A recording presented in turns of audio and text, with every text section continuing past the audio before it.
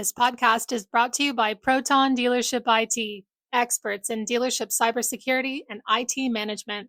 Interested in a free cybersecurity, compliance, or IT consultation? Visit protontex.com. That's PROTONTECHS.com. Welcome to Daily Drive for Thursday, October 2nd, 2025. I'm Kellen Walker in Las Vegas. Today on the show, more automakers post sales gains as EVs surge in the third quarter. LG Energy will resume U.S. business trips after a visa deal with South Korea. And Stellantis goes on a hiring blitz to bolster its sales, parts, and service units. Plus, Cox Automotive Director of Industry Insights, Stephanie Valdez Streaty, talks about the likely short and long-term impacts of the death of federal EV tax credits. I think it's evolving. It's not evaporating. Let's run through all the news you need to know to keep up in the auto industry. We've got more sales results from the past 24 hours, which just add to the narrative that an EV rush helped drive up deliveries in September and throughout the third quarter. General Motors saw EV sales shoot up 107% in the third quarter. That helped overall deliveries rise almost 8%. Volume rose 16% at Toyota for the quarter and 14% last month. It said electrified vehicles, nearly all of them hybrids, represented a 46% of combined Toyota and Lexus sales in September and nearly 48% of year-to-date volume.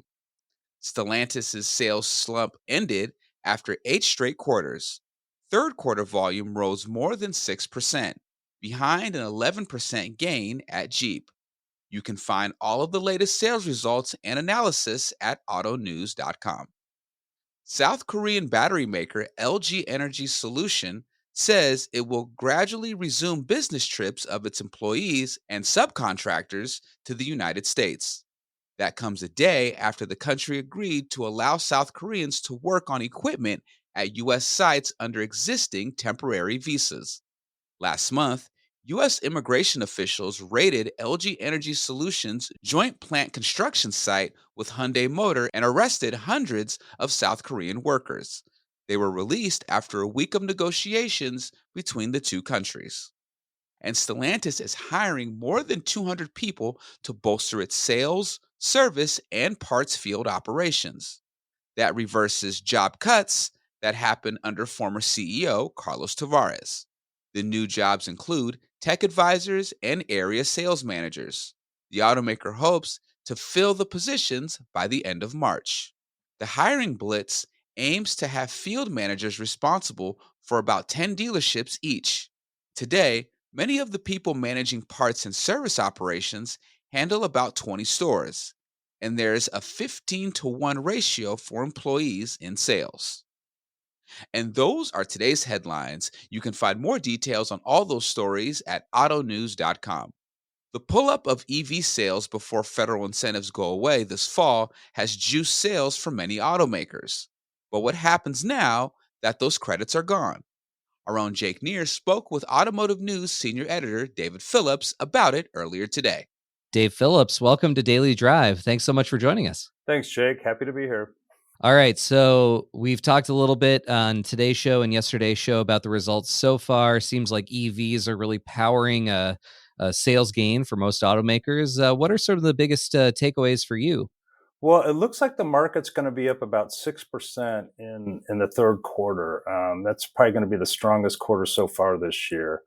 Through September, the market's going to be up about 4.4%. There's no question that the market got a big boost by EVs in the third quarter.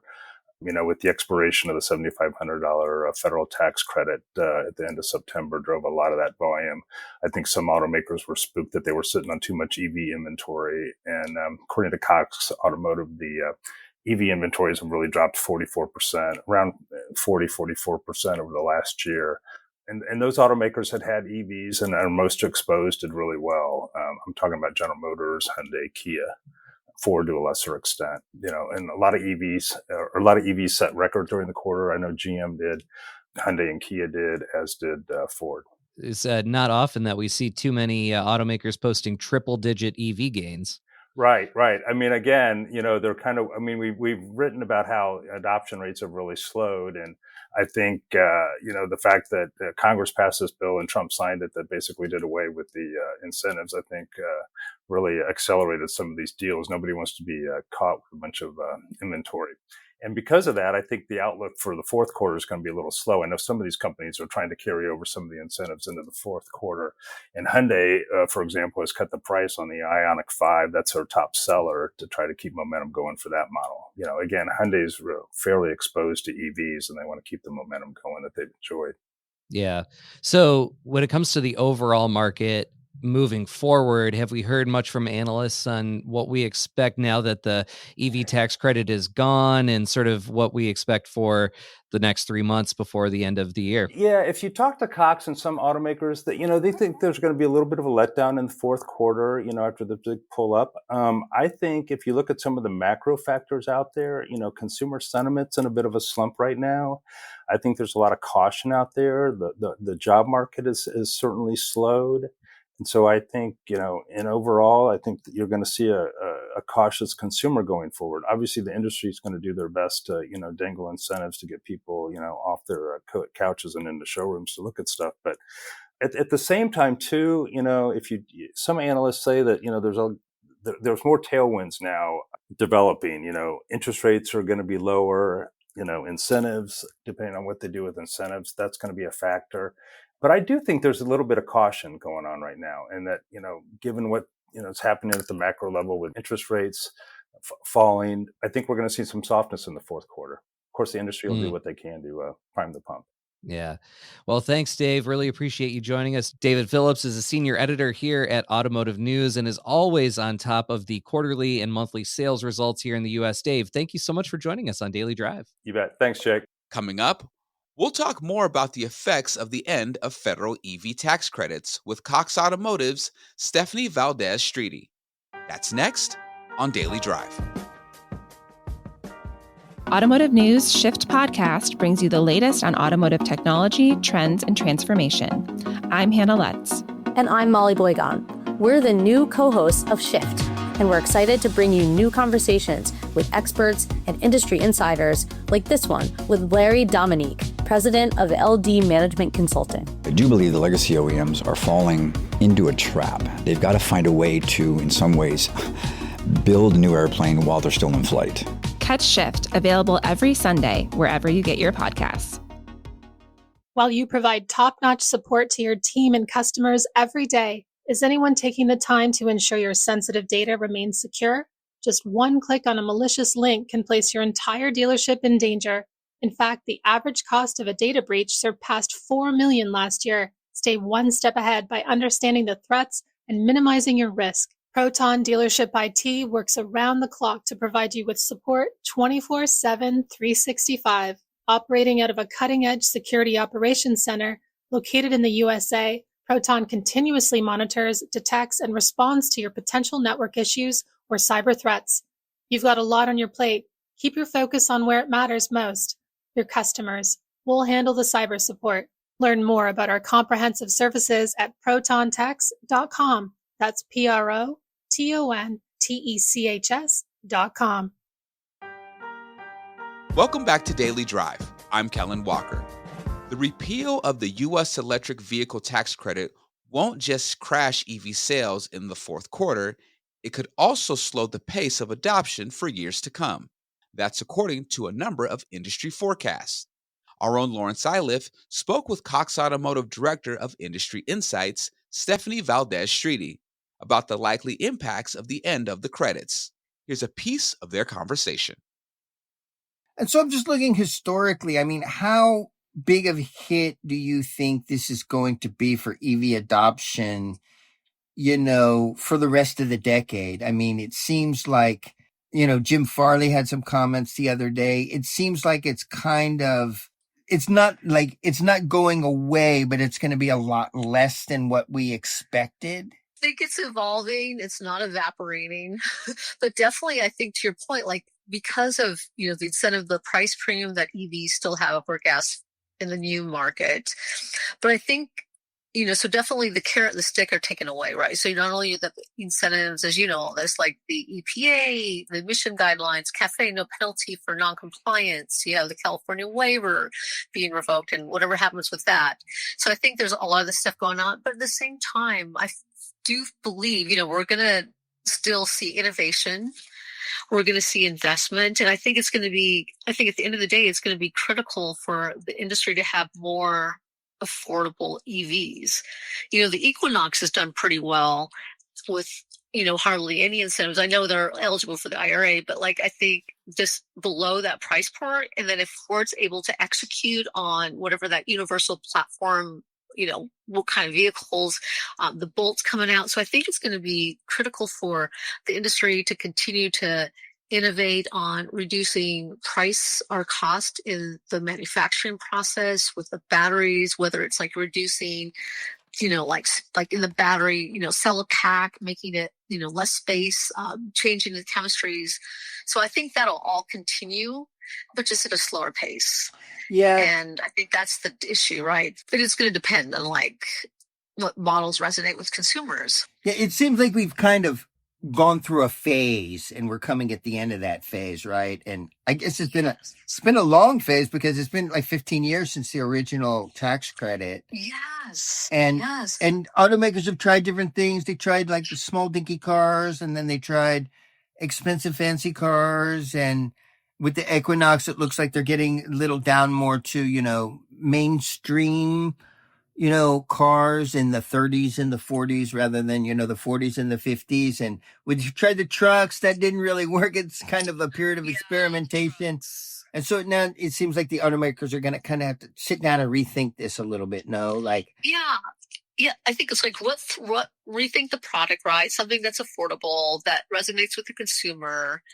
But also, I think it's also a whole education piece too. When I think about just, we've done and this was just from last year, but awareness of what is it, the overall total cost of ownership, really being able to educate consumers. Because I do believe there's certain places in the US, as you know, where it's a better, it's really a stronger value proposition to buy an EV. You have really high gas prices, low electricity rates. You have more infrastructure. I think that's, it's really important to continue this education piece of what is the value proposition for an EV, and really kind of tell that story of, especially if you're interested in buying a used EV, where, we'll see when the prices go, but in August, you could buy a used EV on average less than $900 in a used gas car. So if you live in a place, right, where you can charge at home. So I think to your point, you're right. It's this rebalancing of strategy, messaging, and it's definitely going to be bumpy, but I think there's going to be continue, hopefully, with the infrastructure. I mean, I think that's going to be key, not only for just more ubiquitous at getting there, but also reliable and equitable. I think that's the whole thing too. If you think about just affordability in general, right? The entire industry with vehicles being so expensive with the EVs, it's even more until that battery price can continue to go down. Yeah.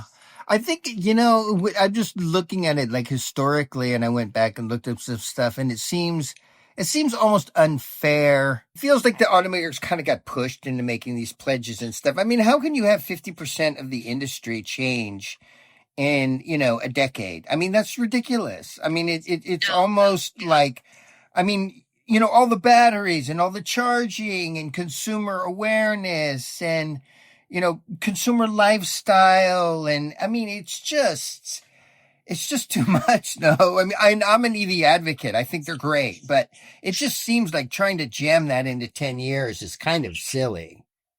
No, I agree. It was very aspirational, and at the end of the day too, maybe making these bold statements and pleasing Wall Street. Yeah. Right. And then the reality hits, right? To your point, this isn't something you can do overnight because it's so, different dependencies on infrastructure. And then this whole thing with, I think consumers at the end of the day, we're starting to see more innovation with, definitely I think battery range that's kind of solving. For sure. Much better. It's Right. And getting people to think about how much do you actually drive. But then also, I think just that consumer experience, like if you want that same experience with a gas vehicle. When I charge, you're at a gas station, right? Yeah. It doesn't take long. It's easy to pay.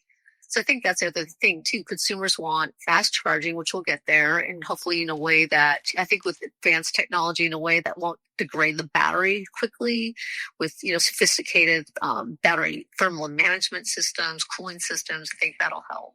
Yeah, I don't know if you know Matt Teskey, who's the CEO of Chargeway. Anyway, he's very convincing. He's very convincing about how we blew it. We forgot to educate people about using electricity as fuel, right?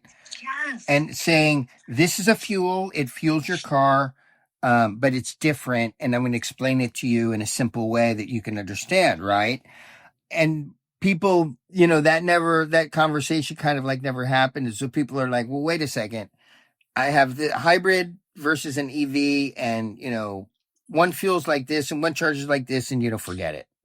Right. I think Matt's so right on that. So the whole education piece is, and I just recently, I was been meeting yesterday, I live in Georgia, and we have this, it's called the EV Brain Trust. We meet quarterly, and it brings together like companies and charging networks and nonprofits. So anyway, the Lowe's spoke. Her name was Rosa, and she talked about, I follow their stuff, but they did a lot in California, but very specific educational campaigns around EVs. Yeah. And they're basing it on like kind of even geographic, like what matters more. It was interesting. They were saying in the Southeast, they found that like safety was a big concern. As well as infrastructure, but just kind of tailoring those messaging and really kind of getting consumers to understand like what it is to drive an EV. And to your point, like it's just another way of fueling. Yeah. How do you do that in an easy way? What's it going to cost? I was looking at, I did a story talking to people who do a lot of stuff in Europe, and they like compared the US and Europe and different European countries. Here Technologies and SPD, I don't know if you've heard of them. They're pretty good. And and it was just interesting to look like there's a lot of resistance in France. It kind of looks like the US in terms of resistance to EVs, and they want to keep their combustion engines, whereas in the UK it's completely different. And Germany, like Italy, each individual country has completely different attitudes, towards EVs, and there must be a big education piece in there. Yeah, I think so too. Like, and I think, wasn't it too like I guess the one positive note, which I think from that study, and also we actually had Morning Consult do a study, and it's still new, but like they asked EV intenders like what percentage would you be interested in buying an EV even if the IRA tax incentive went away? 65% yes. But the other thing that I think that is really key is the loyalty. Like once somebody buys an EV, they stay in an EV, right? So I think that's a good positive story. So it's more about like getting the right product for different consumers, what meets their current situation, whether they need like an SUV, a family, but they don't want to pay like the $75,000-$80,000 for a luxurious. What are some other options? Yeah. So I think that's going to be important. Yeah. But I think it's getting them in there, and then they're, that loyalty, that's kind of, I think, important. And it all ties to that whole education piece as well. Yeah, that's a good point, because one positive thing about the EV market is you're always going to have those consumers. They're not going anywhere. And then you bring new people in. So you're at 8, you're at 9, you're at 10, you're at 11, you're at 12, you're at 13, you're at 14. It's going to be like that, not 10, 20, 30, 40, 50. Right. And then the other thing too, I think, is just the whole, like the used EV is small market, right? It's still like 2% of the overall used market, but we have all these EVs that have been leased that will come off, they'll enter the market. And so that's going to give them more exposure. And I think that's going to help in terms of like, I know there's a whole conversation about residual values, but like for a consumer, it's great because they're going to have all kinds of options at different price points. And I think that also will help kind of, you get, I think, a huge education piece, especially from a value proposition. If you could buy used EV at pretty much price parity at ICE in some situations and be able to charge at home or have access to charging, that's going to really be important. And you'll start to see more and more to your point about familiarity, you'll see more on the road, and I think that just helps. And having conversations of like why it works in your situation. That's Daily Drive for today. I'm Kellen Walker. Thanks to Automotive News executive producer Jake Neer, as well as our own David Phillips and Vince Bond Jr. for their reporting for today's podcast. You can get the latest news on the EV market, U.S. sales results, and everything happening in the auto industry at autonews.com. Come back tomorrow for a conversation about the opportunity for lenders in the subprime market. I think there's always opportunities in the subprime market. I think it's a matter of how much risk appetite each of the lenders have. We'd love to hear from you. Let us know what you think of the show and the topics we covered today. Send us an email at dailydrive@autonews.com or leave us a voicemail at 313-444-2774.